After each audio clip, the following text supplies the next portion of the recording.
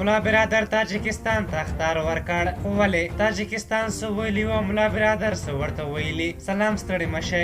2 ورځې وړاندې د ملګرو ملتونو کلنۍ غونډه کې د تاجکستان ولسمشر امام علي رحمان پر طالبانو له دې کبله نیوکې وکړې چې په وینا یې نه ټول شموله حکومت جوړ کړی او نه هم دغه هیواد کې میشتو تاجکانو ته ونډه ورکړې. علي رحمان له ملګرو ملتونو دا غوښتنه هم کړې وه چې په افغانستان کې دې ټاکنو ته زمینه برابره کړي تر څو شفاف حکومت رامنځته شي. تازه یې په غبرګون کې د طالبانو د حکومت لومړي مرستیال ملا عبدالغني برادر غبرګون ښودلی او ورته ویلي دي چې زموږ په کورنیو چارو کې مداخله مه کوئ. ملا برادر له الجزیره ټلویزیون سره په مرکه کې ویلي دي چې تاجکستان د افغانستان په داخلي چارو کې لاسوهنه نه کوي، که نه هر عمل عکس العمل لري. طالبان وایي د دوی اوسنی حکومت ټول شموله دی او د هر قوم استازو ته یې کابینه کې ځای ورکړی دی. په هر حال د تاجکستان ورهاخوا د نړۍ نورو هیوادونو هم طالبانو ته بار بار ویلي چې یو ټول شموله حکومت دې جوړ کړي، نورو قومونو ته دې ونډه ورکړي، د لږکیو ښځو حقونه دې خوندي کړي. په هر حال ستاسو په نظر د طالبانو حکومت هم شموله دی او که نه؟ کابینه یې څومره مسلکي ده؟